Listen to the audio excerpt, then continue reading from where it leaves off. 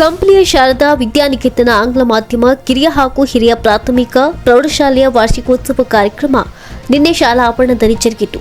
ಕಾರ್ಯಕ್ರಮಕ್ಕೆ ಗಣ್ಯರಿಂದ ಹಾಗೂ ಉನ್ನತ ಮಟ್ಟದಲ್ಲಿರುವ ಶಾಲೆಯ ಹಳೆ ವಿದ್ಯಾರ್ಥಿಗಳಿಂದ ಜ್ಯೋತಿ ಪ್ರಜ್ವಲ ಮಾಡುವ ಮುಖೇನ ಚಾಲನೆ ನೀಡಿದರು. ಇನ್ನು ಕ್ರೀಡೆಯಲ್ಲಿ ಹಾಗೂ ಪರೀಕ್ಷೆಯಲ್ಲಿ ಅತಿ ಹೆಚ್ಚು ಅಂಕ ಪಡೆದ ವಿದ್ಯಾರ್ಥಿಗಳಿಗೆ ಬಹುಮಾನ ವಿತರಣೆ ಮಾಡಲಾಯಿತು.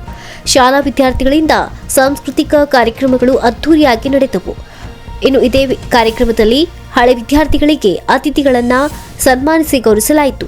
ಈ ಬಾರಿ ಕಾರ್ಯಕ್ರಮದ ನಿರೂಪಣೆಯನ್ನ ಶಾಲಾ ವಿದ್ಯಾರ್ಥಿಗಳು ನೆರವೇರಿಸಿದ್ದು ವಿಶೇಷವಾಗಿತ್ತು. ಇನ್ನು ಕಾರ್ಯಕ್ರಮದಲ್ಲಿ ವಿದ್ಯಾಸಂಸ್ಥೆ ಅಧ್ಯಕ್ಷ ಎಂ ಸುಧೀರ್, ತಹಸೀಲ್ದಾರ್ ಶಿವರಾಜ್, ಮುಖ್ಯ ಗುರು ಪವನ್ ಕುಮಾರ್ ರೆಡ್ಡಿ, ಪುರಸಭಾ ಸದಸ್ಯರಾದ ಸುದರ್ಶನ್ ರೆಡ್ಡಿ, ನಂದಿನಿ, ಗಣೇಶ್, ರೇಣುಕಾರಾಧ್ಯ, ಪೊಲೀಸ್ ಇಲಾಖೆ ಮತ್ತು ಪೋಷಕರು ಪಾಲ್ಗೊಂಡಿದ್ದರು.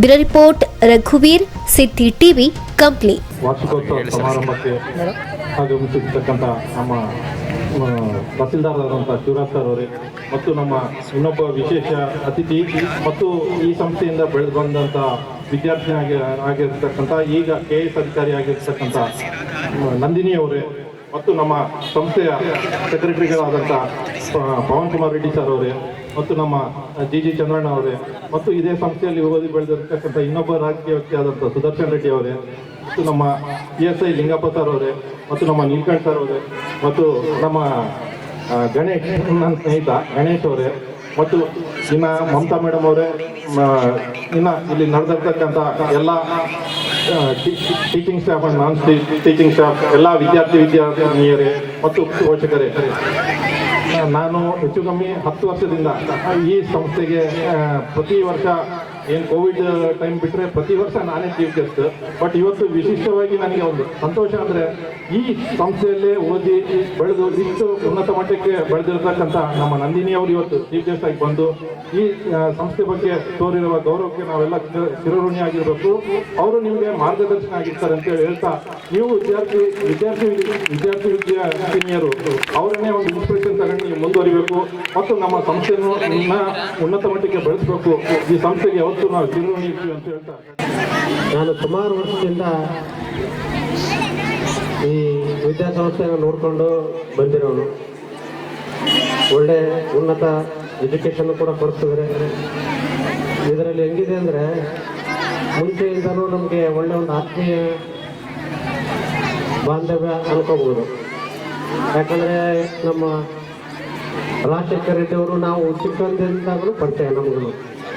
ಅದಾದಮೇಲೆ ಅವರು ಮಗಳು ನಮ್ಮ ಕ್ಲಾಸ್ಮೇಟ್, ವಿಜಯನಗರ ಕಾಲೇಜಲ್ಲಿ ಕ್ಲಾಸ್ಮೇಟ್ ಪದ್ಮಜ ರೆಡ್ಡಿ ಅವರು. ಹಾಗಾಗಿ ನಾವು ಜೊತೆಗೆ ಹೋಗಿದ್ದೀವಿ, ಜೊತೆಗೆ ಬಂದಿದ್ವಿ. ಇಲ್ಲಿ ಸ್ಕೂಲ್ ಇದ್ದಾಗಲೂ ಇದೇ ಮಾರ್ಗದಲ್ಲಿ ಓಡಾಡ್ತಿದ್ವಿ. ಹಾಗಾಗಿ ಮುಂಚೆಯಿಂದಲೂ ಒಳ್ಳೆ ಬಂದ ಇರ್ತಕ್ಕಂಥದ್ದು. ಆಮೇಲೆ ನಮ್ಮ ಸಿಸ್ಟರ್ ಕೂಡ ಇದೇ ಸ್ಕೂಲಲ್ಲಿ ಟೀಚರಾಗಿ ಕೆಲಸ ಮಾಡಿದ್ದಾರೆ. ಸುಮಾರು ಒಂದು 5-6 ವರ್ಷನೂ ಇರ್ಬೋದು.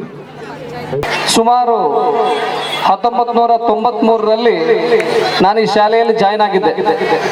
1993ರಲ್ಲಿ ಜಾಯ್ನ್ ಆಗಿದ್ದವನು 2006ವರೆಗೆ 13 ವರ್ಷ ನನ್ನ ಬಾಲ್ಯ ಜೀವನ, ಬೇಬಿ ಕ್ಲಾಸಿಂದ ಹಿಡಿದು 10ನೇ ತರಗತಿವರೆಗೆ ನನ್ನ ಬಾಲ್ಯ ಜೀವನ ಎಲ್ಲ ಇಲ್ಲೇ ನಡೆದಿದೆ. ಮತ್ತು ಮೆಟ್ರಿಕ್ ಪಾಸ್ ಆಗತ್ತನ 10ನೇ ಕ್ಲಾಸ್ವರೆಗೆ ಇಲ್ಲೇ ಓದಿದ್ದೀನಿ. ನಾನಿವತ್ತು ಈ ಶಾಲೆಯಲ್ಲಿ ನನಗೊಂದು ನನ್ನ ಸ್ವಂತ ಮನೆಗೆ ನಾನು ಮತ್ತೆ ಮರಳಿ ಬಂದಂಗ ಅನುಭೂತಿ ಆಗ್ತಾ ಇದೆ ನನಗೆ ಇವತ್ತು.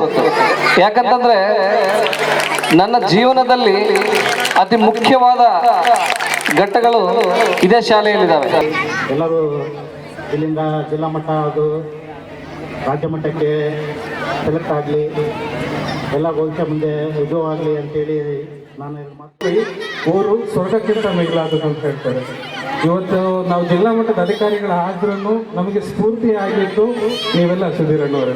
ನಮ್ಮನ್ನೆಲ್ಲ ಉತ್ಸಾಹಪೂರ್ವಕವಾಗಿ ನಮ್ಮನ್ನು ಬೆಳೆಸಿ ಅವ್ರ ಮುಂದೆ ಬೆಳೆದಿರ್ತಕ್ಕಂಥ ನಿಮ್ಮ ಮುಂದೆ ಬೆಳೆದಿರ್ತಕ್ಕಂಥ ಹುಡುಗರು ಆದ್ರೂ ನಾವು ಜಿಲ್ಲಾ ಮಟ್ಟದ ಅಧಿಕಾರಿಗಳಾದರೂ ಕೂಡ ಮೇಡಮ್ ಅವರಾಗಿರ್ಬೋದು, KS ನಂದಿನಿ ಮೇಡಮ್ ಅವರಾಗಿರ್ಬೋದು, ನಾನಾಗಿರ್ಬೋದು, ಸುದರ್ಶನ್ ಆಗಿರ್ಬೋದು, ಏನೇ ಆಗಿರ್ಬೋದು, ನಮ್ಮ ಮಾರ್ಗದರ್ಶಕರು, ನಮ್ಮ ಸಪೋರ್ಟಿವ್ ಎಲ್ಲ ನೀವೇ ಆಗಿದ್ರಿ ಹಿಂದೇನು.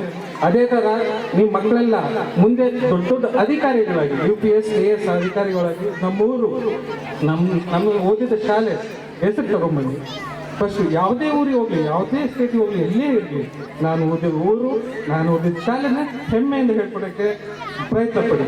ಯಾಕಂದ್ರೆ ಜನನಿ ಜನ್ಮಭೂಮಿಷ್ಯ ಸ್ವರ್ಗಾದಪಿ ಗರಿಸಿದ್ದ. ಹುಟ್ಟಿದ ಊರು ಯಾವತ್ತೂ ಮರಿಬಾರ್ದು, ಹುಟ್ಟಿದ ಜನನ ಯಾವತ್ತೂ ಮರಿಬಾರ್ದು.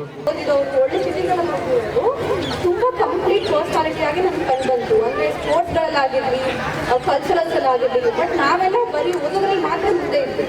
ಸೊ ಹಾಗಾಗಿ ನಾನು ಕೇಳೋದೇನಂದ್ರೆ ಶಾಲೆಯಲ್ಲಿ ಮಕ್ಕಳಿಗೆ ಒಂದು ಕಂಪ್ಲೀಟ್ ಡೆವಲಪ್ಮೆಂಟ್ಗೆ ಫೋಕಸ್ ಮಾಡಿ ಅಂತಾನೆ ಹೇಳೋದು. ಸ್ಪೋರ್ಟ್ಸ್ ಕೂಡ ಬೇಕು, ಕಲ್ಚರಲ್ಸ್ ಬೇಕು, ಅಂದರೆ ಮಕ್ಕಳಿಗೆ ಆರ್ಟ್ಸ್ ಕಲಿಬೇಕು. ಹಾಗೆ ಸ್ಕೂಲಲ್ಲಿ ಕೂಡ ತುಂಬ ಒಳ್ಳೆಯ ಒಂದು ಫೌಂಡೇಶನ್ ಬೆಳಿಬೇಕು. ಅವ್ರಿಗೆ ಸೈನ್ಸ್ ಆಗಿರಲಿ, ಮ್ಯಾಥಮೆಟಿಕ್ಸ್ ಆಗಿರಲಿ. ಮಕ್ಕಳಿಗೆ ಮಾತ್ರ ಪೋಷಕರು, ಈ ಸಮಸ್ಯೆಗೆ ಮಹಾ ಪೋಷಕರು ಅಂದ್ರೆ ನೀವೇ.